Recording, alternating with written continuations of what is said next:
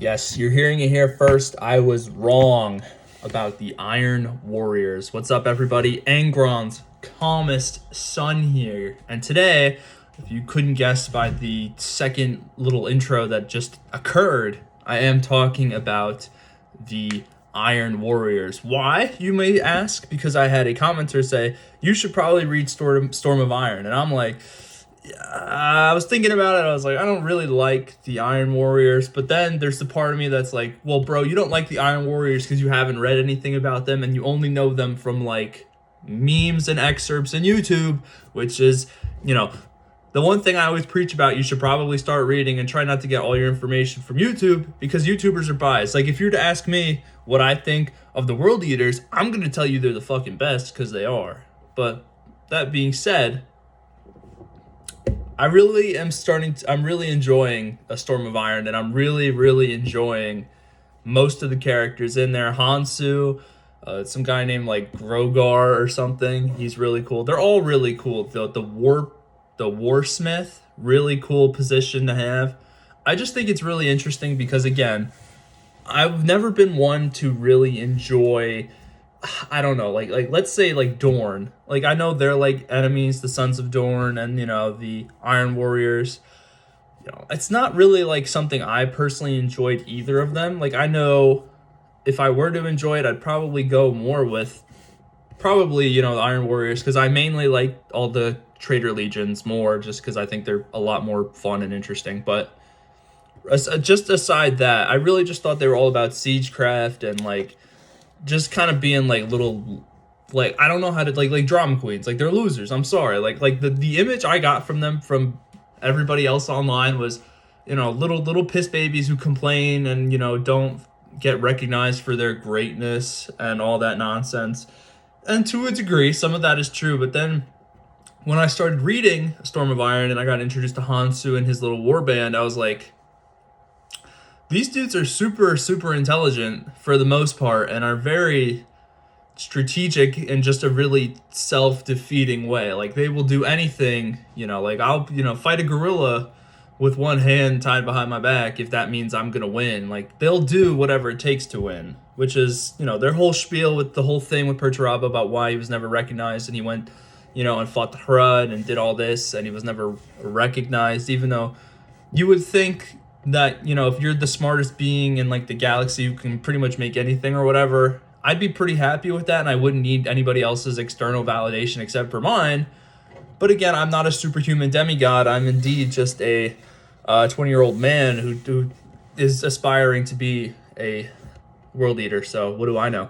But it's interesting stuff, and I really like Hansu, and I just like the way he's very pragmatic about things, which really could be descriptive of the whole Legion.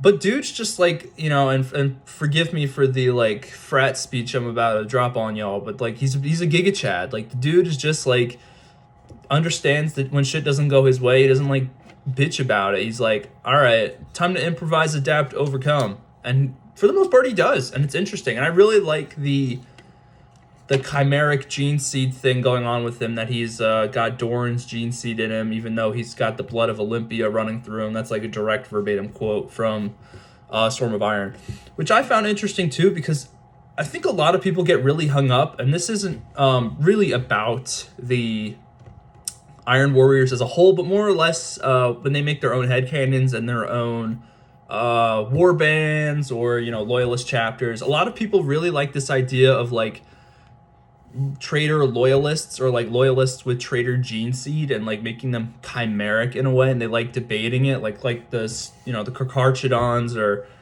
and then Hansu being another example. And I like how it's not the biggest deal. It's just like everyone kind of hates him because he's got a gene seed of Dorne, but they also recognize that the dude knows his shit, and so they kind of respect him anyway. And I like how it's not as big of a deal.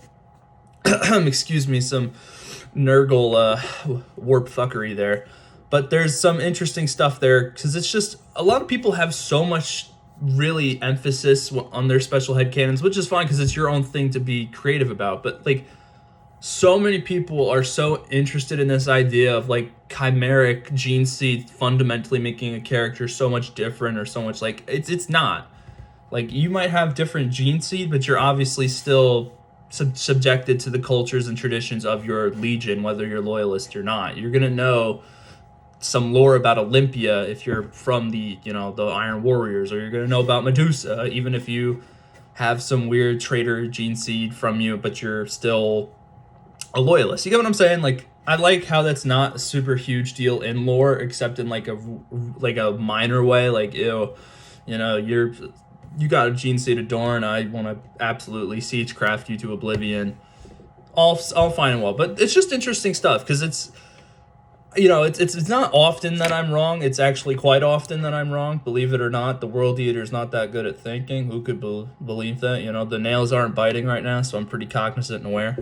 But it's just fun, because I keep saying you shouldn't rely on all these other YouTubers and Reddit excerpts because they're great to find out about stuff, but you're getting a pretty biased and like cherry-picked way about it most of the time. And that's not a bad thing either, because you're getting to see all the cool shit of the character, but you're also missing a lot of the contextual stuff previously that makes the character, get to the point where they're a badass. But it's cool. It's really cool because I was never a huge, Iron Warriors fan. I thought they were losers. I'm sorry. The way everyone talks about them on the internet is like, if you're not an Iron Warriors fan and you're not going to bat for your team, it makes it just sound like they're all like Perturabo, where they're all like whiny and kind of like losers. But then also, which was really surprising to me, I thought they were like a, legion that was like, oh, we don't use chaos, or we don't let chaos use us. We use chaos, with the demon warp engines and all this other stuff. But then as the story's going on, there are members of Hansu's warband who are actively worshiping and at least acknowledge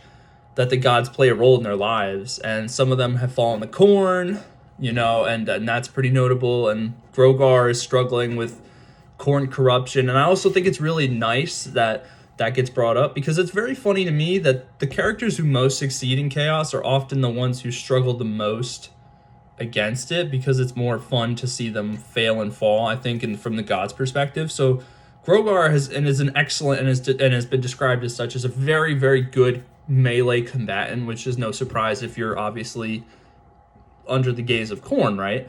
But then we get this little like thing where has this own little aside. He's like, I have to keep resisting if I want to survive, because most of the blood gods' true servants die pretty damn fast because they don't give a shit about their lives, because Khorne cares not where the blood flows, So it's interesting and it's fun because you get a little inside scoop of how everybody feels and everybody does this, and how the hierarchy of Iron Warriors work. They all hate their leaders because they think they're better, but then they also have this realistic and begrudging respect because the Warpsmith has obviously been there and knows their shit. That's why they have the position. It's like in real life. Like, you don't have to like everybody you work with, but you also can acknowledge the dude in the office next to you, like John.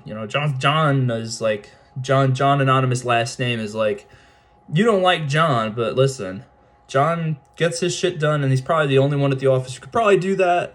And he might be, might be a secret heretic, but dude gets his shit done, and it's kind of realistic in a very unrealistic setting. It's like, I can totally understand that. So it's nice to see that I'm wrong, and that realistically, again, that every warband is different. Not every Night Lord's warband is going to believe that they are chaos free, and they might actively choose to embrace chaos. Same with Iron Warriors, same with all of them. Some can totally not be, they can follow the renegade path or not, but it's cool. I don't, it's not often that well, that's not true, actually. I do branch out, and I actually am reading a book for every faction, so I get a little bit more informed on everything, but it's cool. Iron Warriors are pretty cool, and I have to say I was wrong, okay? I'm not going to stretch the video out more than it has to be.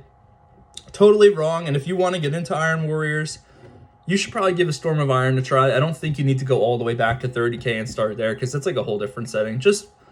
I would start with Storm of Iron. Really good book so far. I'm really, really enjoying it, and yeah, I'm happy I was wrong about my perception of the Iron Warriors. They're kind of giga cool, but also kind of giga lame in a way. So, there's like a healthy giga balance of giga chat and giga loser. So, I'm happy to say I am pleasantly surprised, and I hope I keep getting surprised by the stuff I read. So other than that, guys, If you watched the whole video, always appreciate it. Getting real close to 200 subscribers. So if you like the video and you want to subscribe, Corn's blessing upon you. It's always appreciated. But other than that, guys, I am out of here.